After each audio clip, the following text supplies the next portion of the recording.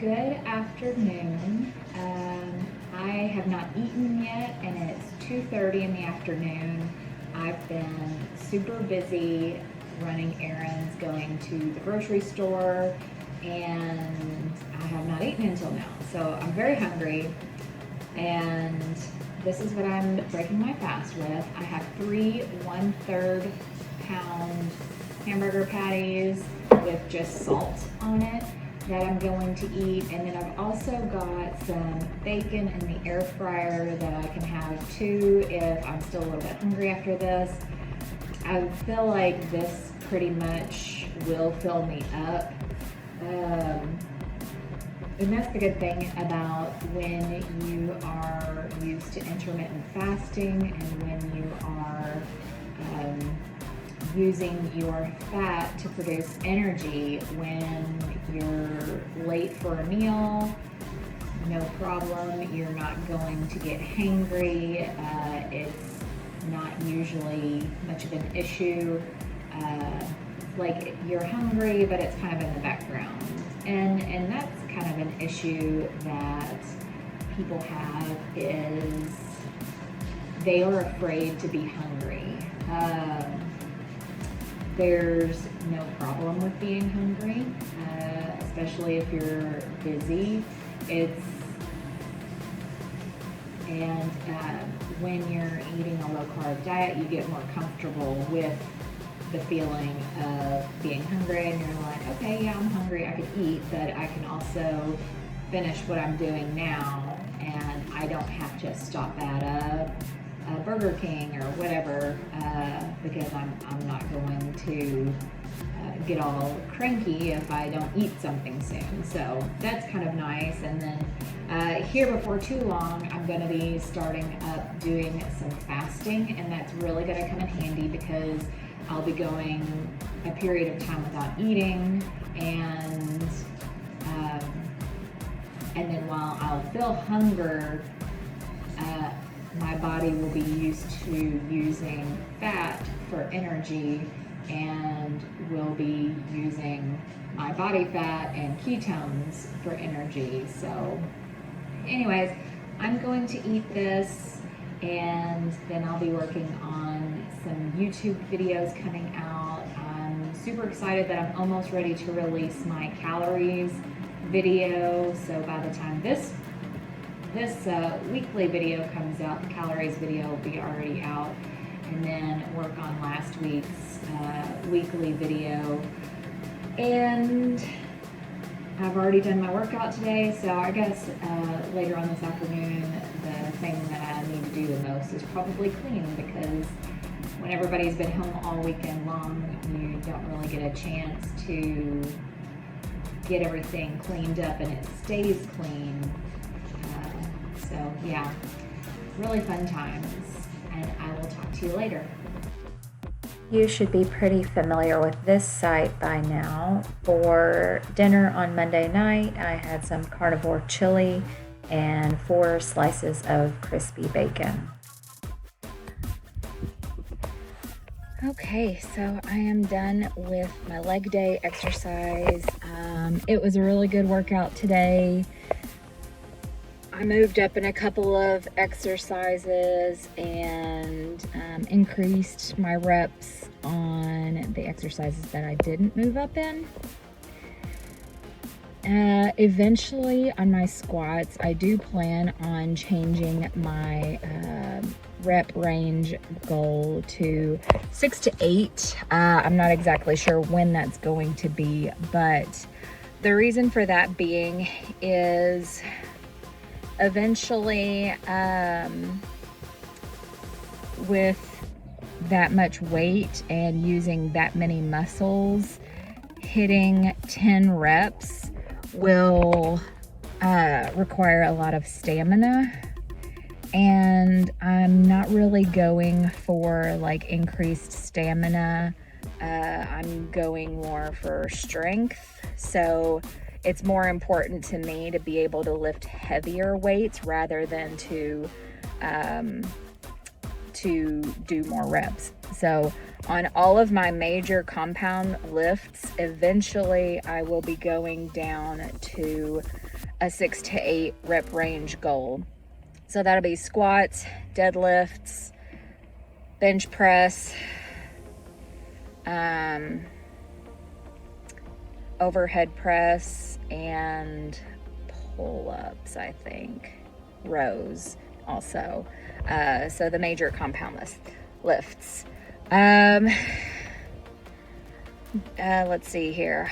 On the Romanian deadlifts, it's starting to get to a point where the barbell is uncomfortable in my hands. Eventually, actually today it was, my grip strength or weakness will become a limiting factor in how much weight I'm able to lift. So today I tried wearing my lifting gloves, which I don't wear routinely, to see if that would minimize some of the discomfort and help me hold on to the barbell longer.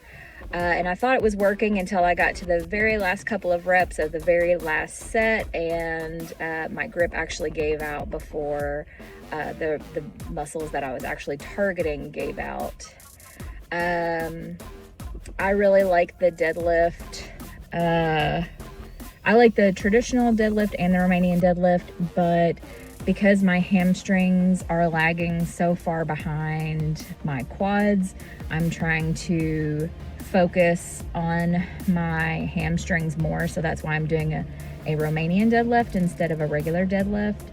And then that's part of the reason why I'm doing the hip thrusts too. So I'm trying to target my hamstrings a little bit more, and hopefully help build the strength in those so that they can be more equal.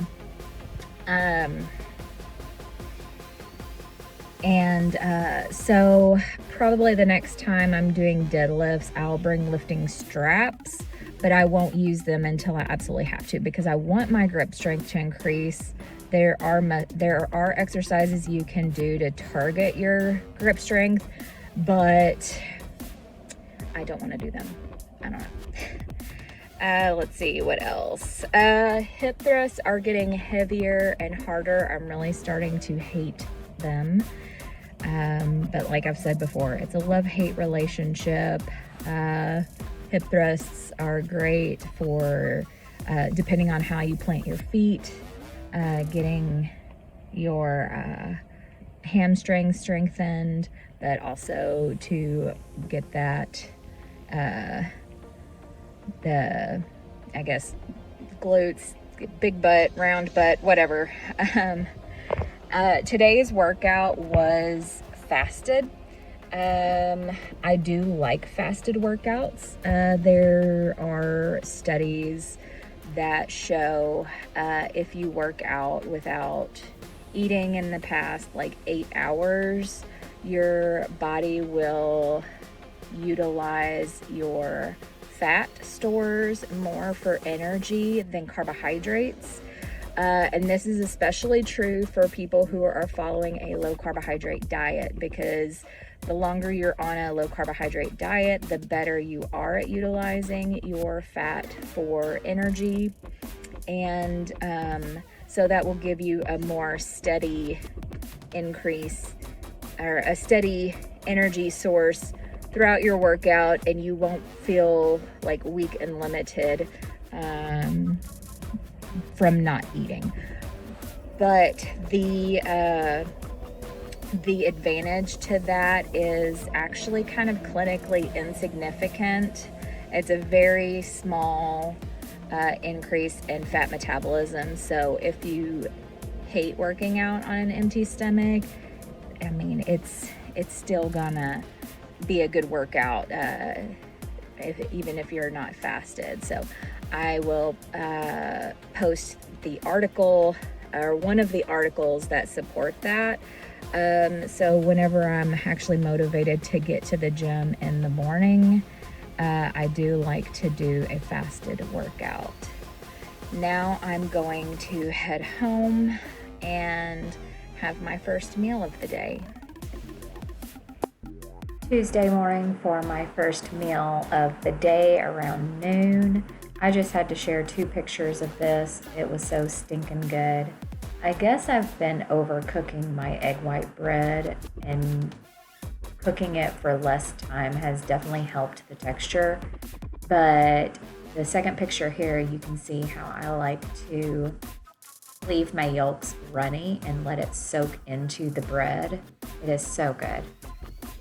Hey there, it is a little bit after 5 and I'm getting hungry, so I'm gonna go ahead and fix me some dinner. Dinner tonight, leftover carnivore chili. For those of you who are familiar with beef, butter, bacon, and egg, you already understand that using large quantities of spices in your recipes can kind of undo some of the progress you might see from doing an elimination diet like beef, butter, bacon, and eggs. The amount of spice that I actually put in this chili is fairly low. I make my own chili seasoning, taco seasoning, so it's all clean ingredients, and I just mildly seasoned it, and plus I make a pretty large batch too, so that gets distributed throughout the whole thing.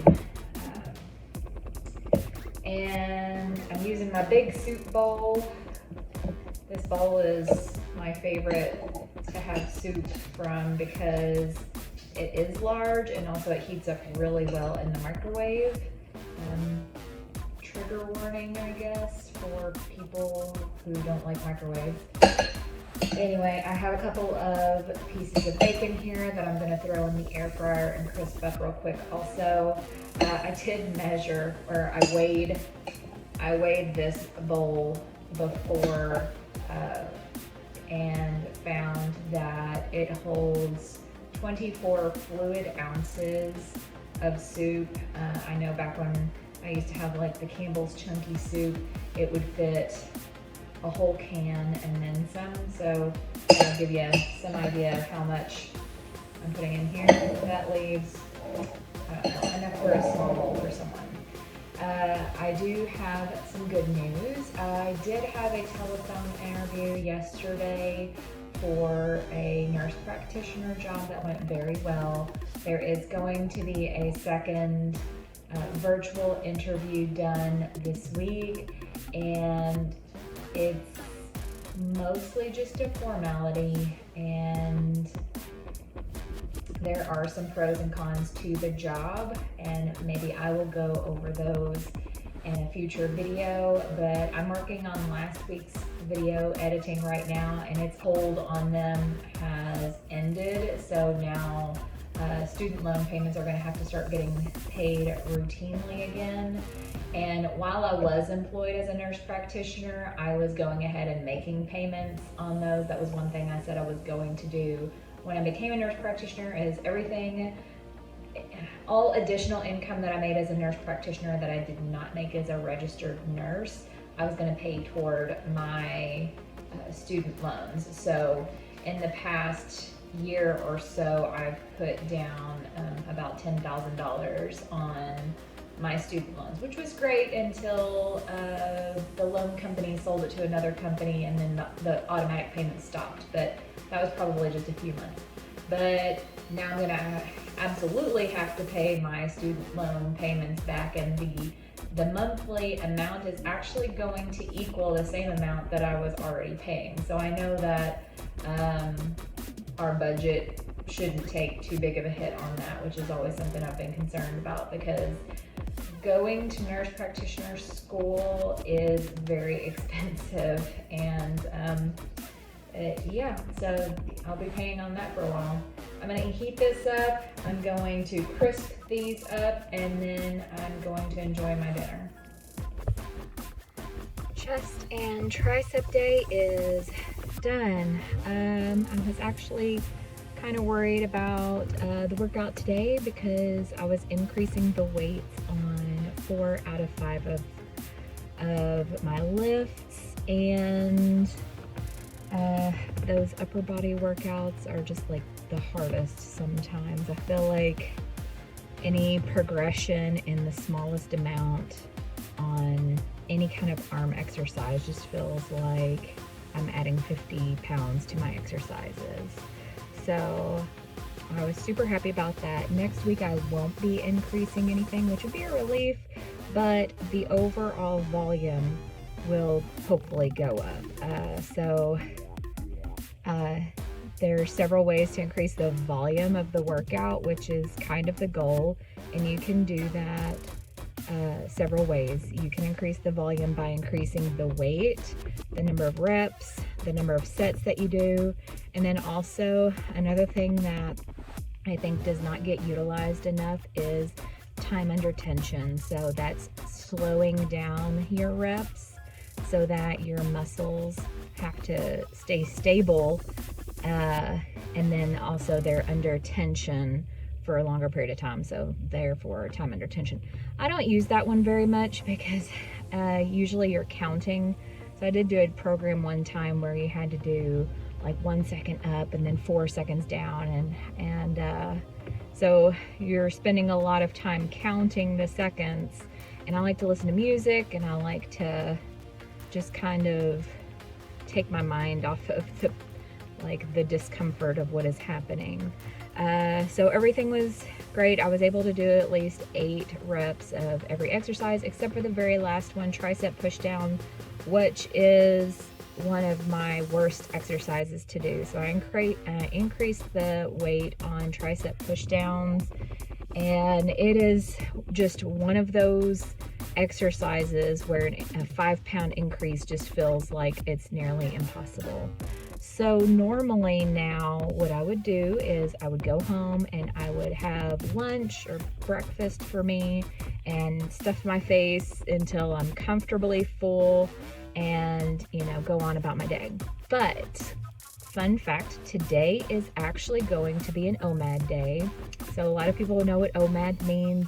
For those of you who are not familiar, OMAD is 1 meal a day. So I'm going to be gradually transitioning into a period of time where I'm going to start incorporating longer fasts into my eating plan. So normally I do 2 meals a day. You may be wondering, am I still doing the Steak and Butter Gang challenge? I am, but I'm not strictly following their protocol. So I did do the 3 meals a day for a little bit, and it really just made me uncomfortable to get Thanksgiving stuffed 3 times a day every day. So I only did it for a couple of days, and then I went back to my 2 meals a day. So in their program, they gradually start to incorporate longer fasts, starting with 1 meal a day, and then some 36-hour fasts, and then up to 48-hour fasts, and there's different levels and stuff. So this is the first time I'm ever doing this program, so I don't really have any feedback right now. Now I am also still doing beef, butter, bacon, and egg, and I have done that on several occasions, so I can add in things that I've learned and stuff. So I'm probably not a good advocate for the Steak and Butter Gang since I'm not strictly following their protocol, but I really feel like their protocol is aimed more at people who have broken metabolisms, who have done chronic calorie restriction or have chronic illnesses and things like that. I can see how that program would be very helpful for them, but I am going to start using their fasting, and also the coaches in that program are good sources of information. What I'm gonna do is for the next week or two, I'll start incorporating a couple of 1 meal a day periods separated by my regular eating window, and then after a couple of 1 to 2 weeks, I'm not sure how long I'm going to do this.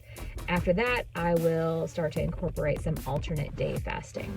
And then after a couple of rounds of that, then I'm going to start doing some rolling 48. So that's kind of a long-term plan, but it's if you are trying to improve your insulin sensitivity, get your body to utilize your fat stores for energy instead of just using the fat that you're eating as energy, fasting is definitely a great muscle to flex there. So what I'm gonna do now, instead of eating, I'm gonna go run some errands. It is a beautiful day. It was 45 this morning, but the high is 70, so it's gonna be a great day to roll my windows down, which I love to be able to do in my car, especially with the music turned way up, and it's gonna be a great day. So yeah, we'll see what I'm gonna fix for my one meal today a little bit later. I'm a little disappointed that I don't have the footage of my OMAD for today. Somehow I started recording before I was ready to record, and then when I went to start the recording, I stopped it. So I don't know how that happened. Anyways, what I had for this day was 6 eggs, 2 slices of the butter bread toasted, and 4 slices of bacon, and I made a sandwich out of that. I had 5 ounces of leftover roast and cooked ground beef with some butter in it. It was 8 ounces cooked. And then I was not able to finish it all. I had a few bites of egg left and roast, and I didn't even start on the ground beef. So that has been not pleasant, and for me, I don't think doing OMAD and intentionally trying to get in a full day's nutrition is going to be a good option for me. There are days sometimes where I get busy and I accidentally do an OMAD, and I'm not trying to get in all of the nutrients that I need, but it definitely feels better when I'm just doing it naturally instead of trying to intentionally get in all of the protein and fat that I need for the day. Wednesday is progress photo day. I have a side-by-side comparison from my first progress photo on August 22nd, about 4 weeks after that, September 14th, and then from today, October 18th. I actually started my fitness and nutrition journey at the end of July, and I really wish I had taken progress photos then to see hopefully an even more drastic change. But this progress that you're seeing here, I started off with keto or ketovore, which is keto with very little non-meat food. Then I started doing more of a carnivore diet, and then I started doing beef, butter, bacon, and eggs as well. So this is my progress, and I don't have the weights on here because, as I've been saying through all of these transformation videos, my weight has stayed in the 170s. And my in-body scans have shown that I have been building muscle and losing fat. And all of this has been done without restricting my calories at all. Well, today has not been going the way that I planned it. I went to the gym to do my fasted back and bicep day because that was the next workout, and I was writing down my routine before I got started, and I was like, I really feel like I just did this. And I checked the dates, and I just did back and bicep day on Monday, and it's Thursday now. So today is technically my rest day, but I was already at my gym. Thank goodness that the gym is just a little bit down the road from my house, just less than a 5-minute drive. And I was like, well, I can do my HIIT workout. I haven't done that yet this week. But I didn't want to do it on treadmill because that's like a surefire way to die or get seriously maimed. I didn't want to do it on the elliptical, which is usually, if I'm going to do cardio on a machine, elliptical is kind of my go-to because it's low impact. And we all know every time I run, I feel like I'm going to die and my joints are all falling apart. So I thought, no, not the elliptical, because with the forward motion of the elliptical kind of helps carry you through, although that doesn't really matter on HIIT because you're basically going based on exertion and not trying to get any specific like stride rate or heart rate or whatever. So I thought, well, maybe I'll try the rowing machine. Now, I've tried the rowing machine before a couple of times in the past, but I was just kind of like, man, people rave about the rowing machine. They love it and say it's a great workout, and I just don't get it. So I made sure I looked up in like a how-to, like what's the correct form to make sure that I'm working all the muscles I'm supposed to be working. And I found one, and I did my HIIT on the rowing machine today, and I gotta say it was very effective. So I misjudged the rowing machine. I never gave it a fair chance. I always hopped on there and did it for like 2 minutes, and I was like, oh, this is stupid, and got off. So I did my, I like doing HIIT on machines or with some kind of timer rather than just walking down the road, because I can have it very regimented and be like, this is my goal, this is my time, this is how many times. Whereas when I'm going down the road, I'm like, oh, well, I have a sprint, but this is a downhill stretch, so I don't want to sprint downhill, because that again is another way that I could die or seriously maim myself. So HIIT is done. I did 10 30-second sprints and 5-minute warm-up, 5-minute cool down, and then 2 minutes in between each interval to kind of let my heart rate come down. So that's great. When the weather is nasty and cold, as it's going to be soon, that will probably be my chosen HIIT workout. So I'm about to break my fast. Honestly, I've already had a few bites, and you may be wondering, what is this yellow stuff in front of me? It tastes much better than it looks. So my rotisserie didn't turn out great yesterday, and pretty much every time I try to use something always goes wrong. Rotisserie goes wrong, smoking stuff always goes wrong, whatever. I've learned to just try not to try new things. So what I did was I took the rest of the rotisserie and I threw it in the Instant Pot. I'm gonna just have a little blurb on my Cook With Me video to say exactly what I did. But I added broth to it, and then I thickened it the way you're supposed to do with the carnivore chili with the egg yolks. And I don't know if I didn't temper it enough or what, but it kind of looks like the egg yolks kind of cooked and like scrambled in there a little bit. So it's a little porridgey, I guess. Anyways, I added lots of salt and pepper to it, and it tastes really good.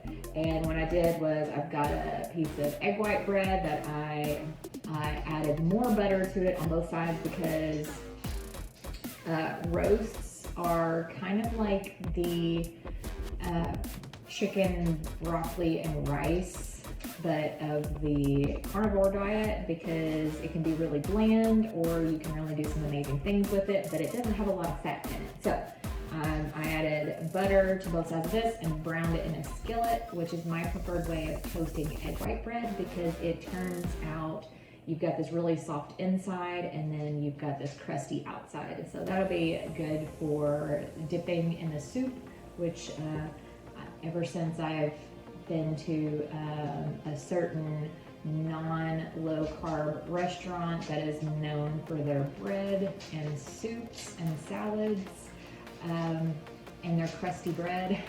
I've always loved to be able to dip bread in soup. Actually, I would love to make some croutons with this to throw in too, because another restaurant that is known for its unlimited soup, salad, and breadsticks, I would ask for just a giant cup of croutons and throw it in my soup. And then I also have some leftover bacon, which has one of my hairs on it. It happens. The whole house is full of everyone's hair. So leftover bacon, egg white bread, and kind of a soupy thing that's going to be delicious. I'm going to eat this, and then we will see what I'm eating later on. Thursday night for dinner, I had one of my favorites, a bowl of ground beef with Frank's Red Hot sauce and butter in it.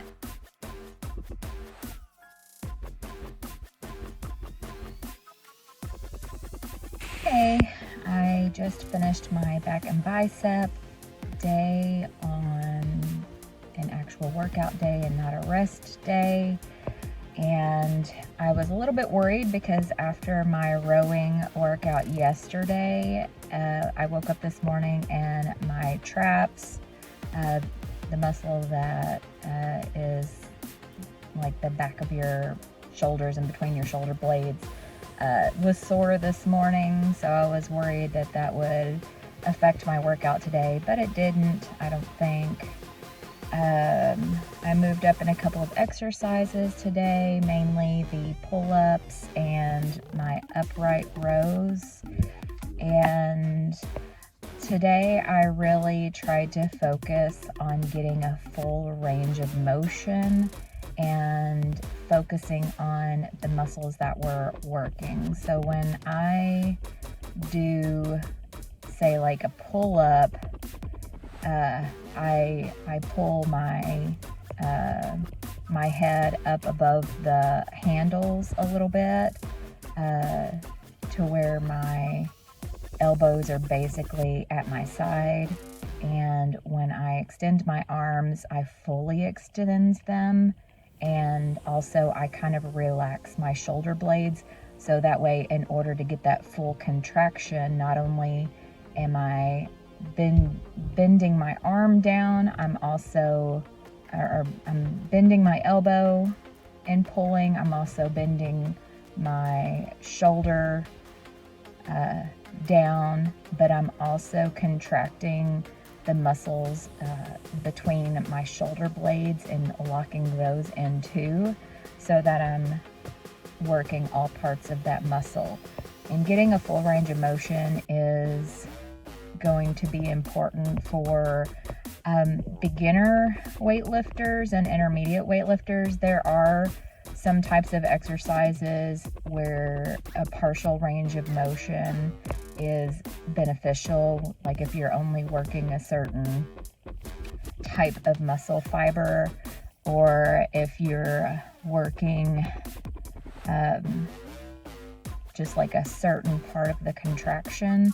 That's kind of something for people who get really nerdy about their workouts and maybe performance type athletes and things like that. So I don't really get into that. For me, the functional part of the workout is the most important, and then also kind of distributing that work across the muscles. So at certain parts of your pull-up, your biceps are going to be working more, or your traps are going to be working more, or your lats are going to be working more, depending on where you are. And I want to work all of those, so I'm doing the full range of motion.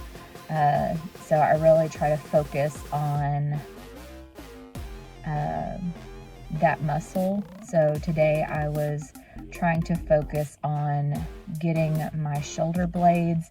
When you do pull-ups, like when you're in the relaxed position, your shoulder blade is like up and extended, and then as you pull up, it locks down into where the muscles are contracted, and it has that shoulder blade locked into place. So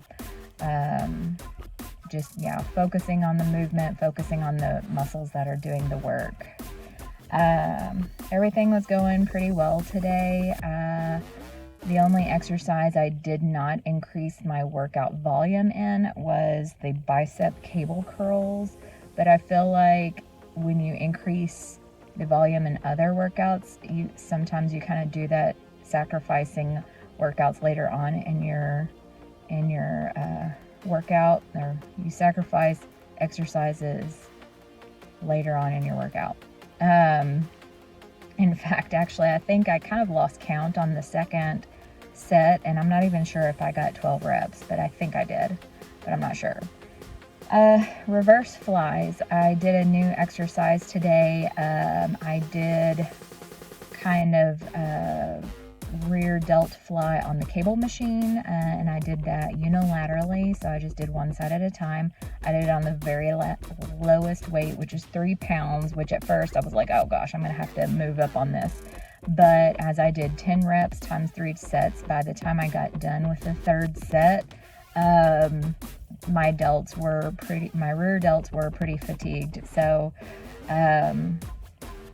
the only thing on that is I really had to focus on not rotating my torso, and then also, since it's kind of a rotational type of movement, I had to stand in a position to where the resistance was focusing on like the more functional part of the movement, if that makes any sense.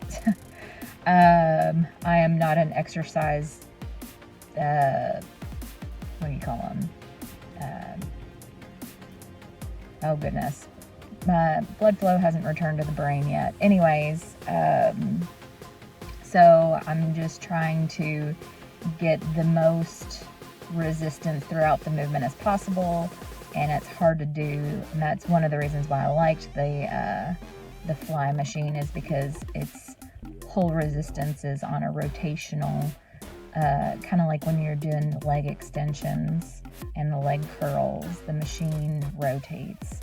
Anyways, I'll try to make sure that I progress slowly on that machine, on that exercise, and that I'm able to keep my body still.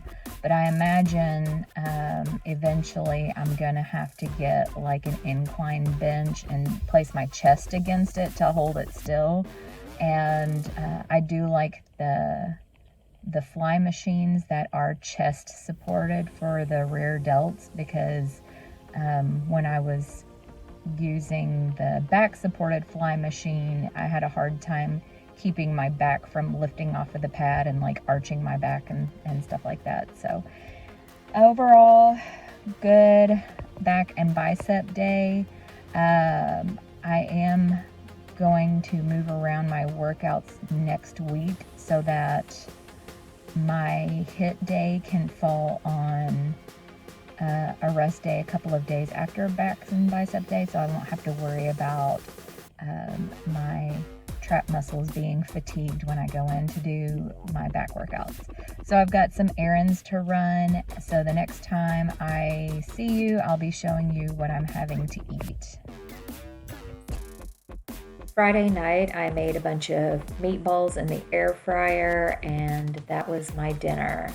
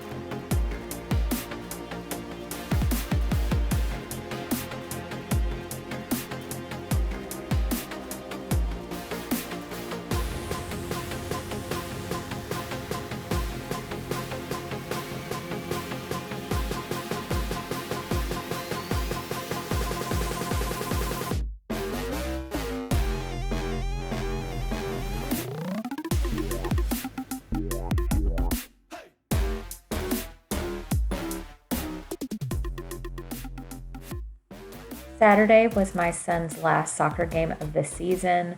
I was at his game and I was just starving, so I went and got a hamburger patty from the concession stand and threw the bread away. However, we wanted to go out and celebrate the end of the season after the game, and I had a gift card to Red Lobster. So I will say that we went out to Red Lobster, and I did not stay on plan when we went. I'm not going to post all of what we had, but during times with special occasions and vacations and things like that, we do tend to go off plan. I'm just going to get back on the wagon. Sunday, I am back to Triple B&E. For breakfast, I had the same breakfast sandwich that I've been enjoying. And for lunch, I had leftover roast beef with some bacon crumbled up in it.